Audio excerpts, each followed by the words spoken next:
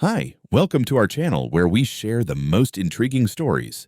They thought I'd be easy to ignore, just a quiet man on a forgotten ridge. But when a gated community tried to steal my land with fake maps, secret trails, and a smile, they didn't expect a retired federal agent who knows how to fight back. This isn't just property, it's war. I didn't move to the mountains for the view. Although waking up every morning to a horizon lined with peaks instead of power lines has its perks, I came here to disappear. After 20 years in federal service, most of them chasing down land fraud rings and easement rackets from Louisiana to Alaska, I wanted silence, trees, and the kind of solitude that doesn't need to ask permission. So, when I bought an abandoned pasture just outside Gunnison, Colorado, all 320 acres of it, I made sure every inch of that land was mine, clean and clear. 2 surveyors, a private notary, and a county clerk made sure of that. No HOA, no neighbors. No problem. The first few months felt like I'd finally cheated the system. A man who made a living reading fine print, now living beyond it. I rebuilt the fence along the northern ridge, cut a new road through the old logging trail, and set up motion-triggered cameras along the perimeter. I patched up the decaying barn, fitted a steel lock to the front gate, and poured concrete for a solar-powered well house.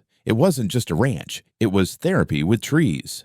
When I wasn't working, I'd sit on the porch with coffee in hand and not hear another human being for days. That's how I liked it. That's how it was supposed to be, until the tire tracks appeared. I first noticed them after an early snow melted. Shallow grooves on the road leading up to my south entrance, ones I hadn't made. I keep my own tracks sharp and wide, thanks to the dually Ford I drive. These were narrower, spaced like a crossover, or maybe an SUV. At first I figured it was a lost hunter, or someone cutting through by mistake. But then they came back, again, and again. And every time I filled the ruts with gravel, they reappeared within days. I reviewed the trail cams. Sure enough, a shiny white Jeep, 2-tone license plate, roof rack, cruising up my private access road like it was a goddamn parkway. They didn't stop, didn't knock, didn't turn around, just passed through and disappeared beyond the trees. That pissed me off more than I expected, not because of the trespass, I'd seen worse in my career, but because of the confidence. The assumption, like whoever it was figured no one lived up here, or if someone did, they'd be too quiet or too old to care. So I decided to find out where they were coming from. I launched the drone from the ridge above the South Road, a custom-built quadcopter with thermal imaging and a 2-hour flight time. I traced the Jeep's path downhill, over a couple ridge lines and across a clearing. That's when I saw it. A brand new development, maybe 30-40 houses, all with identical siding, American flags waving from porches, and driveways shaped like tongues. It looked like suburbia had sprouted in the wilderness, a place that didn't belong this far up. I zoomed in. There was a banner near the main entrance, strung between 2 lodge poles. Welcome to Mountain Gate Meadows, a private gated community figures. I flew the drone further, caught a glimpse of a tennis court, a tot lot, and something that looked like a community pool under construction. Right beyond the cul-de-sac was my land. And I mean that literally. They had built within 20 feet of my southern fence. And the road they were using? The one I bulldozed and leveled myself with a rented grader and 3 gallons of diesel. They were treating it like their personal shortcut. I reviewed the original purchase deed. The map showed clearly the only road leading into my property was the one I carved through the forest. No easement, no shared access. The nearest county road was a 1.5 miles down the ridge. Their development must have been cut around the edge, boxed in by geography and poor planning, which explained why they were using mine. I could have ignored it, put up a new gate, let the cameras log plates and deal with it quietly, but I knew these people, not personally, but professionally, the HOA types. The kind who believed every tree should be approved, every mailbox standardized. I'd investigated enough of them to know how they operated. They never ask first. They move in like fog, slow, creeping, and full of entitlement. So, when the silver Lexus showed up at my gate the next week, driven by a sharply dressed woman with a clipboard, a pearl necklace, and the smile of someone who's never been told no, I wasn't surprised. She stepped out like she owned the soil beneath her shoes and waved to my trail cam before buzzing the intercom. I watched her from my front porch, sipping coffee as her voice crackled through the speaker. "Hello? Mr. Blight, is it? Camden Blight." My name's Karen Laurie. I'm the president of the Mountain Gate Meadows Homeowners Association. We'd love to have a quick chat. It's about shared community interests. I nearly spat my coffee. Instead, I walked down the gravel, buzzed open the gate, and stood there, waiting. She approached with the calm assurance of a woman used to deals going her way. "I'll keep it short," she said sweetly. "Some of our residents have been using this road. It's the most efficient access point. Our HOA would like to offer you membership, actually. Honorary, of course. That way, your property benefits from the same services. Snow plowing, security patrols, even landscaping if you'd like." I just stared at her, then asked, "You offering to plow my land or take it?" She blinked. "Excuse me." I smiled, just enough to be polite. "I'm not interested. This land is private. No access, no HOA, no shared anything. You're welcome to inform your residents. Have a nice day." To her credit, she didn't show anger. Not yet. She handed me a glossy trifold brochure and said, "We can discuss options later. I'm sure we'll find a solution that works for everyone." I tossed the brochure onto the hood of her Lexus, turned around, and walked back toward the house. But as I stepped onto my porch, I already knew that wasn't the last I'd see of her. 3 days after Karen Laurie's little driveway diplomacy stunt, I found something new in my mailbox.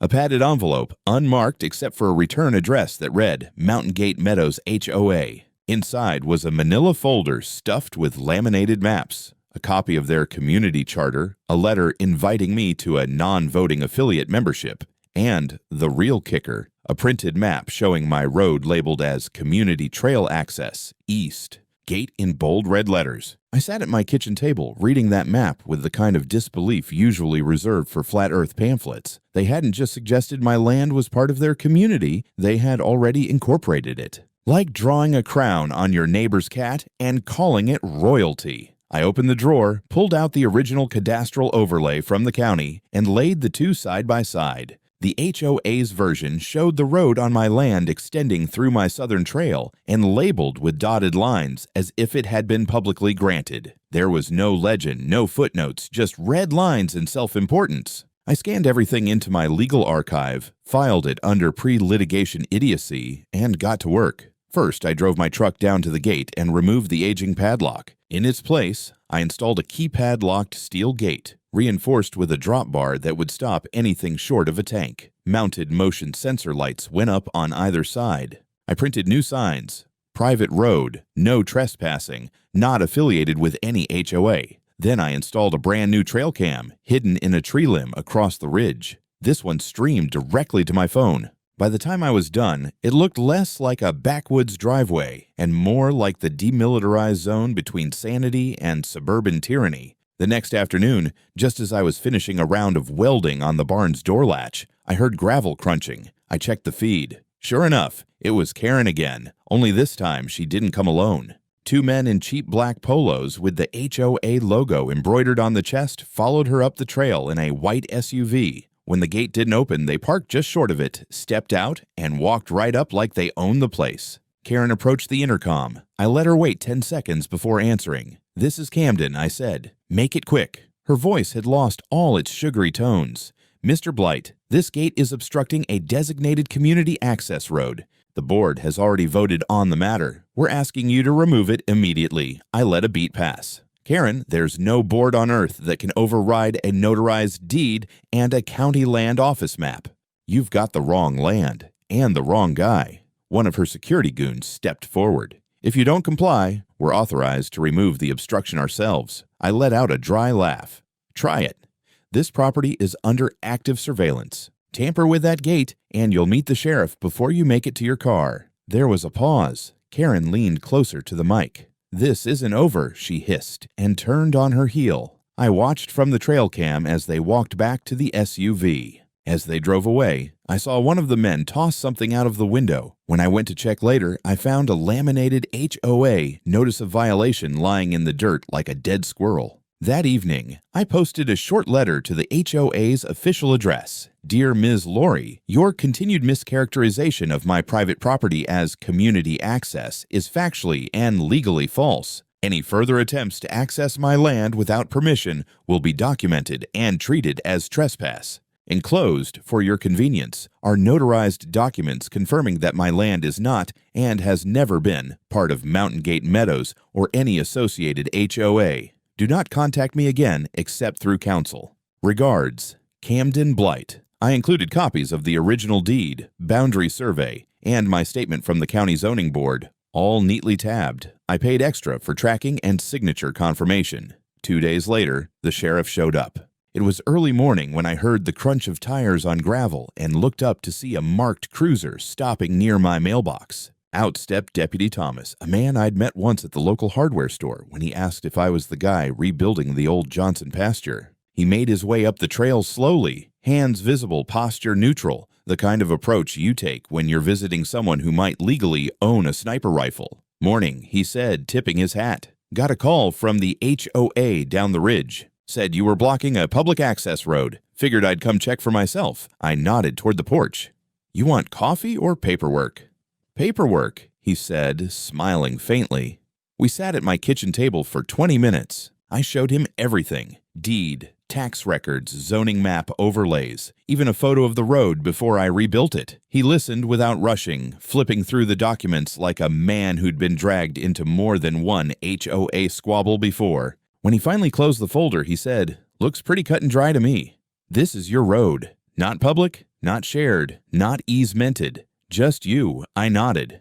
"Glad we agree." He scratched his neck. "Karen Laurie's been active, let's say. Had a few complaints already this year, but yours is the first time she's tried to redraw county lines." Before he left, I handed him a USB stick. Trail cam footage. Her people threatened to forcibly remove my gate.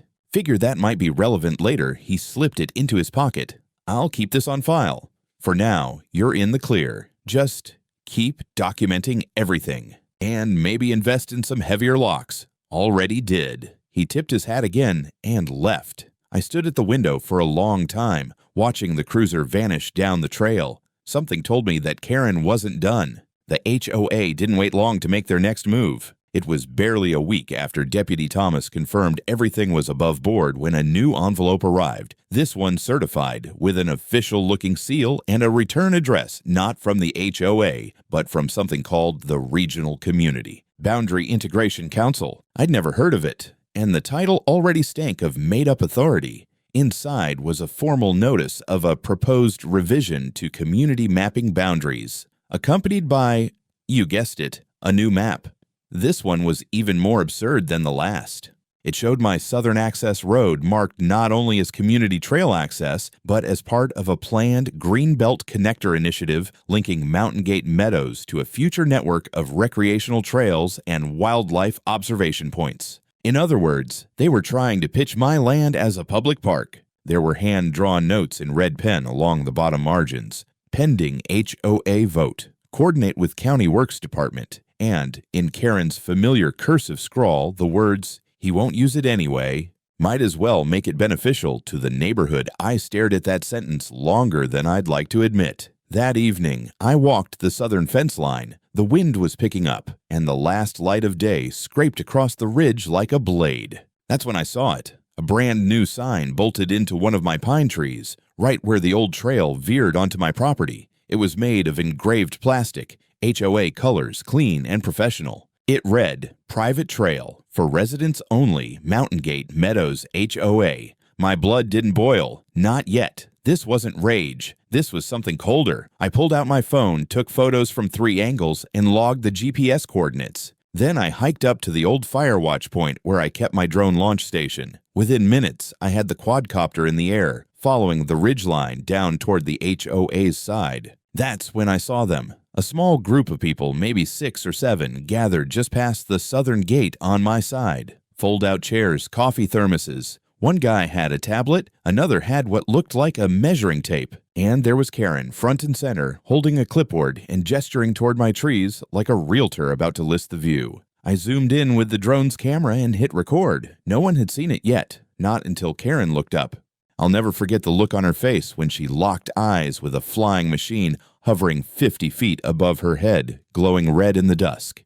She knew she was being recorded. She turned and said something to the others. And that's when the man with the tablet yanked out a measuring pole and started packing up. The footage was good. Very good. I had everything I needed. By the next morning, I'd prepared a full documentation packet, drone footage, GPS-stamped trail cam photos, and a notarized affidavit I wrote and signed myself, confirming unauthorized signage and trespassing.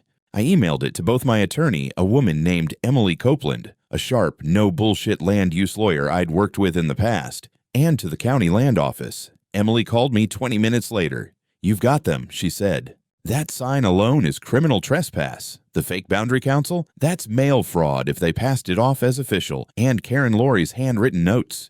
Chef's kiss. You ready to take this public? I'm ready to burn it down and salt the earth." She laughed, but only a little. "Let me handle the fire. You just document everything else, and don't respond to them. Not verbally, not physically. You're a target now." That evening, I drove back down to the gate and checked the trail cam. Sure enough, someone had tampered with it. The lens had been smeared with something, Vaseline maybe, and there were boot prints near the base. But they hadn't seen the second camera tucked higher in the branches. That one caught the whole thing. A tall man in hiking boots, no mask, no gloves, walking up and deliberately blurring the first cam with his thumb. His face was crystal clear. I isolated the footage, sent it to Emily, and added it to my now rapidly growing digital vault. I also flagged it to Deputy Thomas with a short email. Subject: additional trespassing activity. Footage attached. Please advise if escalation protocol is warranted. He responded within the hour. Got it. That's a resident named Clay Denson, HOA board treasurer. We'll be paying him a visit. You want to press charges? I told him yes. Later that night, I was walking the fence line again when I found something else, something that hit differently. A small black camera, not mine, taped inside the hollow of a tree, aimed inward toward my clearing. A wireless unit, battery pack still warm. I stood there staring at it, breathing slowly. This wasn't HOA anymore. This was surveillance. I didn't touch it. Instead, I took photos, logged the position, and walked away like I hadn't seen a thing. I wanted it undisturbed for the sheriff's office, but I knew what this meant. They weren't just testing boundaries anymore. They were planning something.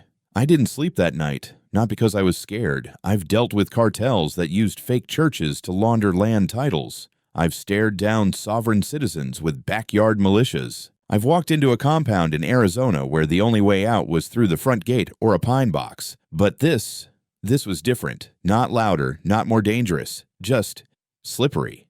These people weren't trying to intimidate me. They were trying to absorb me, like a parasite convinces the host it belongs there. By morning, I'd already prepared a new evidence package, one that included time-stamped footage of the camera I found in the tree. I left it untouched, exactly where it was, and marked the coordinates for law enforcement. Then I did something I hadn't done since retiring. I deployed surveillance of my own. That afternoon, I hiked out to the forest boundary with a gear bag slung over my back and 2 hours of battery life on my thermal drone. I wanted to see if they'd come back, not just to the gate, but past it. I climbed the Firewatch platform I'd refurbished last spring, laid out a camouflage blanket, and watched the feed on my tablet. They came at dusk. 3 people, 2 men, 1 woman, all mid-40s to 50s, HOA type, polos and jeans, clipboards, flashlights. They weren't sightseeing.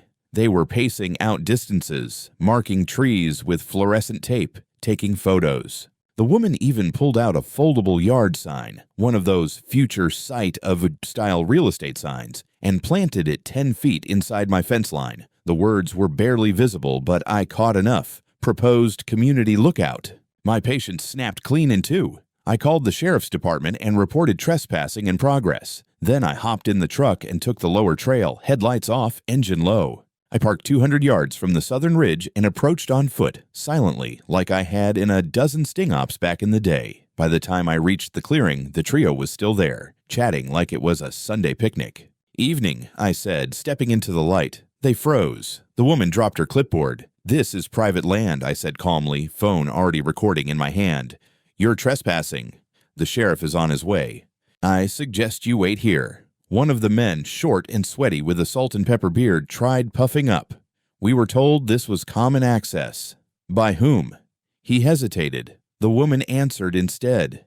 "Mrs. Laurie said the board approved a temporary scouting visit for community development. No harm intended. You're 10 yards onto my property with a real estate sign and survey tape. That's more than harm."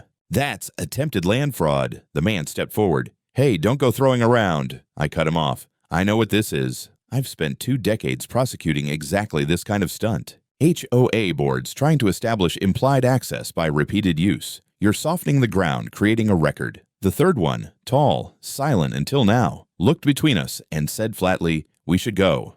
"No," I said. "You're going to wait.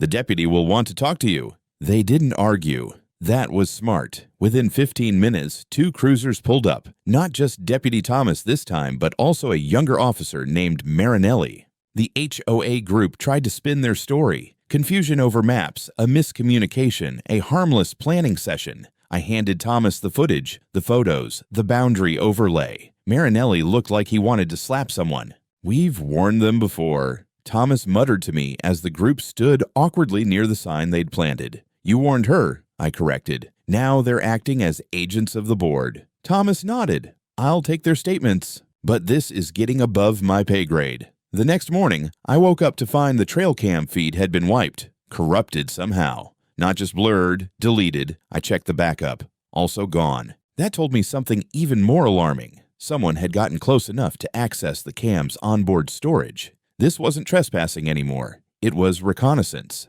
I met with Emily in town that afternoon. Showed her everything. Her reaction was immediate. "We're filing. Full civil complaint, trespassing, unauthorized signage, harassment, boundary interference, and we'll open the door to criminal charges too. You ready to be a plaintiff?" "I've been building the war chest," I said. "Time to spend it." She started drafting the complaint the same day. That night, as I was finishing a perimeter check, I caught movement on the ridge. Not headlights, not people, a drone. Someone else was flying one now. Smaller than mine, commercial grade. It hovered for a moment, then zipped away toward the HOA development. They were watching me now. Good. Let them watch. By the time Emily filed the complaint, I already had motion sensors set up along the southern trail and a new encrypted storage system for my cameras. I wasn't just documenting anymore. I was baiting them. The footage from the drone I saw last night turned up online 2 days later. A short clip posted anonymously on a local HOA Facebook group titled "Uncooperative Ranch Owner Endangers Community Trail Access." The video showed only a cropped view of my gate and fence, overlaid with dramatic captions, "Barricaded trail," "Hostile to residents," and "Development blocked by single owner." Comments poured in, parroting HOA talking points. "He should just share. He doesn't even use the road. Why is one man holding back progress?" Karen's fingerprints were all over it. I'd seen her PR tactics before. Turn public opinion, twist facts, weaponize perception. This wasn't about land anymore. It was about narrative. I wasn't about to play defense. That same evening, my new private security contractor arrived, a man named Julian Vega, ex-deputy from Santa Fe County, now running his own licensed land protection outfit. He didn't wear camo or talk tough, but the guy had presence. Calm, direct, no wasted words. "You expecting armed conflict?" he asked, scanning the ridgeline. "No," I said. "Just entitled suburban warfare." He chuckled. "Good. My rates go up for bullets." I gave Julian access to the interior gate and showed him where I'd already marked hotspots from prior incidents. He reviewed everything: drone clips, trespass footage, screenshots from the HOA group. Then he pointed to the spot near the southern fence where the fake lookout site sign had been. "They'll be back here," he said. "Soon. Probably with something that looks just official enough to scare you." 2 nights later, he was proven right. Julian caught an SUV trying to come through the lower gate after dusk. A man behind the wheel flashed what looked like a permit. Julian wasn't impressed. "What's this for?" he asked, flipping the paper under his flashlight. The guy hesitated. "HOA Development Department. Approved observation rights. We're authorized to inspect for ecological integration." Julian raised an eyebrow. "You realize you're on private property? And that this form is 3 years old and missing a stamp." The guy blinked. "We were told." "Don't care," Julian said. "You're trespassing. Back out or wait for county deputies." The SUV backed out. I reviewed the footage that night.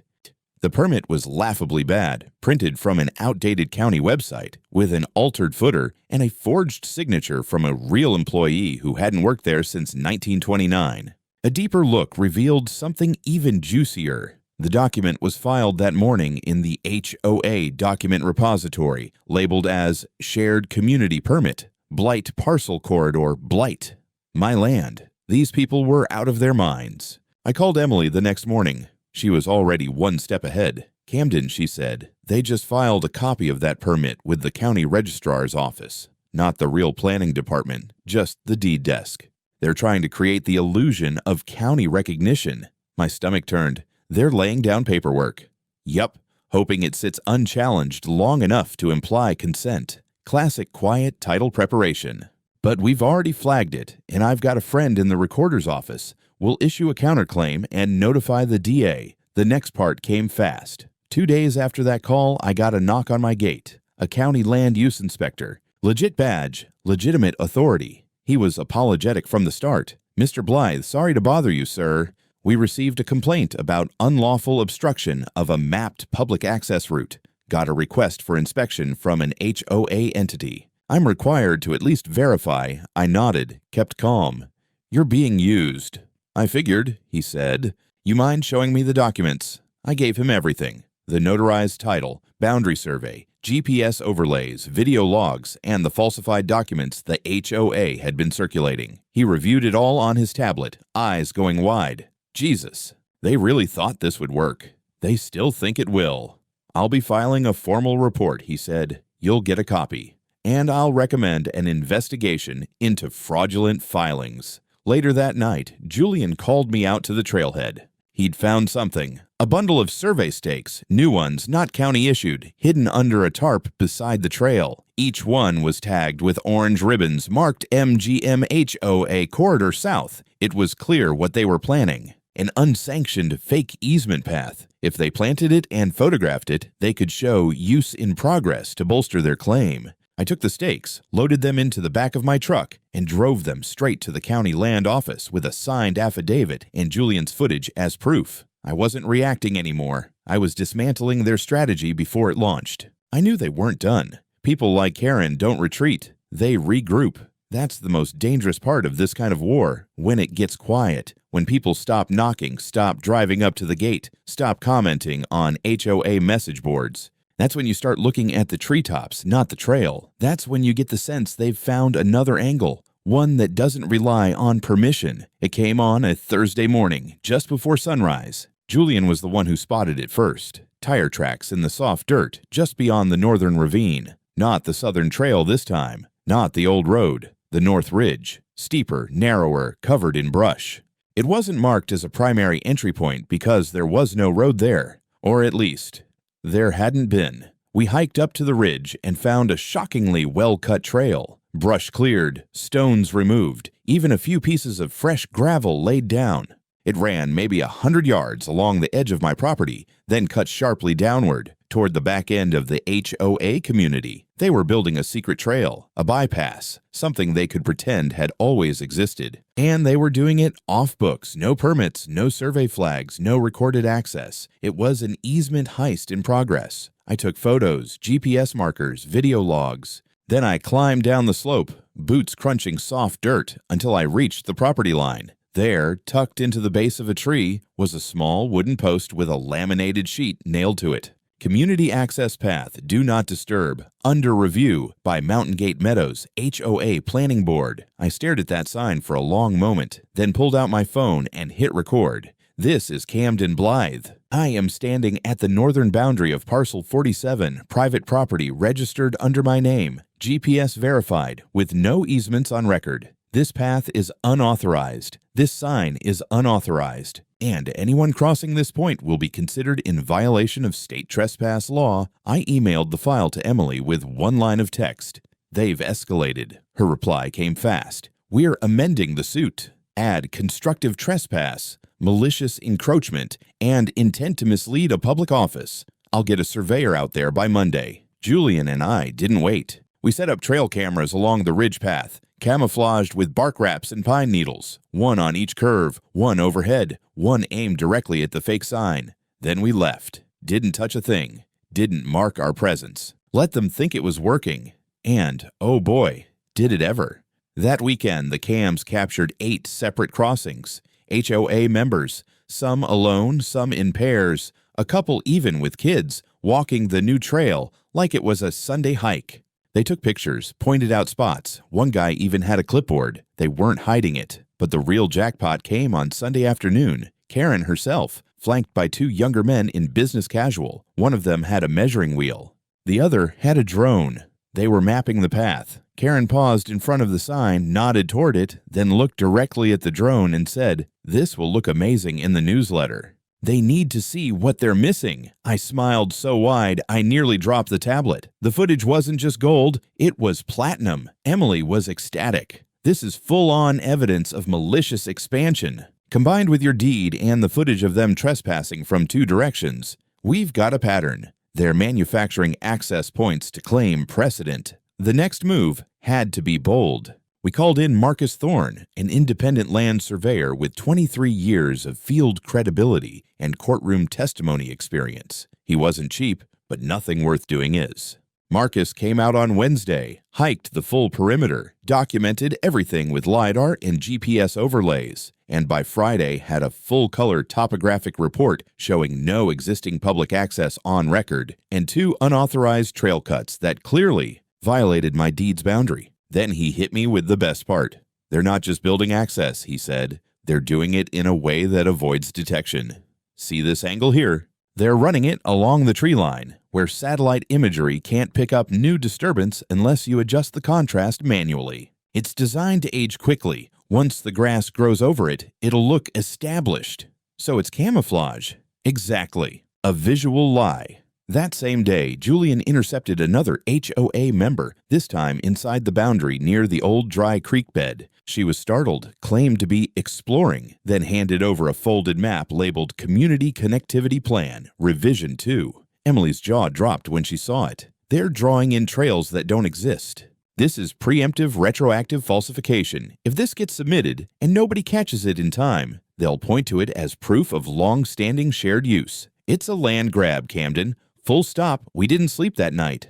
I wasn't dealing with suburban overreach anymore. I was staring down a calculated step-by-step invasion, not by force, but by bureaucratic illusion. So I prepared my own next move. I spent the morning printing large signs, not passive warnings, but bold legal statements. Private property, no public access, video monitored, county map on file. I laminated each one, mounted them on thick wooden boards, and posted them at every entrance, including the New Ridge Trail. Then I dropped a formal notice at the county recorder's office. Photographic evidence, GPS overlays, the surveyor's map, and a notarized declaration contesting all false HOA filings. By evening, I received confirmation that a fraud investigation had been opened at the county level. Someone at the recorder's office flagged the Connectivity Plan Revision 2 as suspicious, probably the same person Emily tipped off. We were finally ahead of them, but only just. That weekend, it escalated again. Julian spotted a man in a reflective vest walking near the new signs.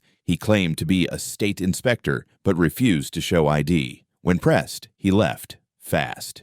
We reviewed footage and caught a glimpse of his car's plate, registered to a landscaping company, owned by Karen's nephew. Emily filed a cease and desist letter to the HOA citing criminal impersonation. That same day, I received a letter in my mailbox, not through mail, but hand-delivered, a notice from the Mountain Gate Meadows Legal Committee demanding arbitration over shared use rights for the road and the ridge path. I laughed out loud. They weren't even pretending anymore. Emily was less amused. This is bait. If you respond even to decline, they'll claim you acknowledged the dispute. That gives them grounds to pursue mediation and claim jurisdiction, so I ignored it and doubled down. I installed floodlights with motion sensors at both illegal trail entrances, not just for security, but for footage. I knew they'd come again, and they did. At night, two masked individuals appeared on the drone feed, attempting to remove my signs. One carried bolt cutters. The other had a can of black spray paint. Before they could touch anything, Julian arrived, headlights flooding the trail. They ran, but the drone tracked them through the tree line and caught where they exited, right at the HOA Greenbelt fence. The next morning, we submitted that footage to the sheriff's department and the DA's office, along with all the previous evidence. That same afternoon, I held a press briefing. Local news stations had already picked up bits of the story thanks to social media. I gave them the whole thing. Maps, videos, signs, statements. I stood in front of my gate and said, "This is not a shared space. This is a privately owned, surveyed, and protected ranch, and I will not be bullied out of it. By nightfall, the HOA's Facebook page went into lockdown. Karen posted a single statement. We believe in community cooperation and will pursue all legal avenues to ensure safe access for our residents. Julian smirked when he read it. Translation: We got caught, but we'll keep trying. But now the tide was turning. The sheriff's office confirmed an active criminal probe into forged documents and trespass activity, and I had one final move left. The court date came faster than I expected. Between Emily's filings and the DA's sudden interest in criminal charges, the civil case accelerated. The courtroom was packed. Press, locals, even a few Mountain Gate residents who clearly weren't on Karen's side anymore. I wore a clean flannel and jeans like I always do. Emily wore fire. We opened with Marcus Thorne's survey. Projected on a screen, he walked the judge through every boundary line, LiDAR readout, and GPS trail, showing how the HOA had cut across my property and altered public records to match. Then came the footage. Karen directing people down the secret trail, residents placing new signage, the drone capturing masked trespassers, the fake state inspector near the ridge. Emily presented the notarized deeds, the public notice filings, and a recorded statement from a former HOA board member who flipped, said Karen and a contractor had drawn up a connectivity plan, knowing it would eventually be used to pressure me into ceding land access. Karen's attorney tried to play it off as a misunderstanding. My client believed the road had historic usage. Any trail activity was the result of communal assumptions. Emily fired back. Then explain the forged county filing. Explain the false inspector. Explain why your client installed unauthorized surveillance cameras on a property she claims isn't hers. The judge didn't need much time. Verdict: the HOA must remove all signage, trails, markers, and cameras from my property within 30 days. They owe me $380,000 in damages for trespass, surveillance, and legal costs. Karen was referred for criminal prosecution for submitting falsified access documents to a government office. I didn't smile, I didn't gloat, but I did shake the judge's hand. The next day, I began sealing the borders. I hired a contractor to install reinforced automatic steel gates with buried concrete footings, floodlights, 2 extra cameras. Julian helped me laser etch metal signs.